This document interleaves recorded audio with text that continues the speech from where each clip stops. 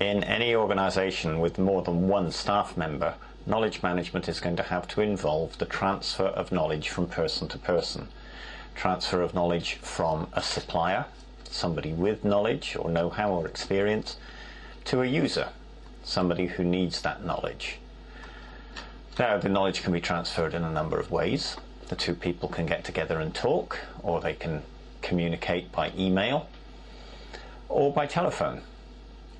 Or alternatively, the knowledge can be recorded and stored somewhere. It can be documented as lessons, as procedures, practices, tips and hints, guidelines, which others can seek for and reuse. The first method, communicating, is highly effective, but it's not very efficient. The second method is very efficient because you can capture knowledge once and reuse it 1,000 times, but of course it's nowhere near as effective as a face-to-face conversation. However, knowledge can be transferred from person to person. The question is, what drives that? What motivates that exchange of knowledge? And really, it's motivated in two ways from two ends. It's motivated by, we'll call it push and pull, or by supply and demand. The person who owns the knowledge, who has the knowledge, needs to be motivated to share, to supply that knowledge, to push it out into the system. The recipient of the knowledge needs to be motivated to learn, motivated to reuse, motivated to pull that knowledge towards them, to create a demand. Now, both of these motivations are important, but which one do you start with? When you're introducing knowledge management in the first place, do you start with push? Do you start with pull?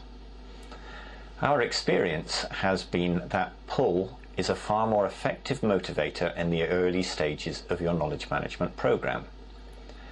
However, it is ironic that many organizations, in fact most organizations, probably start with push. They start with capturing knowledge, creating knowledge bases, databases, which they hope others will then reuse. Now, it's fine creating a supply, but unless you create a demand as well, then you oversaturate the market. You collect things that people don't need, they don't want. You have to look at this issue of motivating people to want to reuse.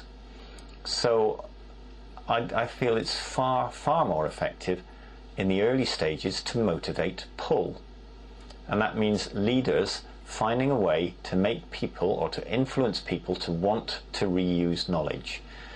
You can do this in a couple of ways. Managers and leaders can set the expectation that the first thing you will do when you're given a new piece of work is look around and see what exists, see what others have done, see what tips and hints and shortcuts there are out there that you can already use. Or you can proceduralize this, as BP did in the late 90s in its major projects. It said that at the early stages of every project you will hold a peer assist. You will hold a meeting where you call people in to share with you what they've already done. And in fact, a project would not get funding beyond the initial stage if the peer assist had not been held. So this is motivating pull. Now, initially, if there's no great supply of captured knowledge, you may motivate pull. People go onto the system, there's not an awful lot there, so they start calling their friends. They start calling around, they start having conversations, and knowledge is transferred through conversation. After a while, you find that this will stimulate the creation of written knowledge. People will record their conversations. The experts will get fed up of multiple phone calls and start to document frequently asked questions or reference material, and that supply of captured knowledge will increase. Push will start to be developed as well. When people realize that there are others out there seeking to learn from them, they will be motivated to push. Push and pull, supply and demand, will become natural behaviors. But if you're looking to stimulate this, our advice is always to start from pull. Start with stimulating demand, and supply will follow.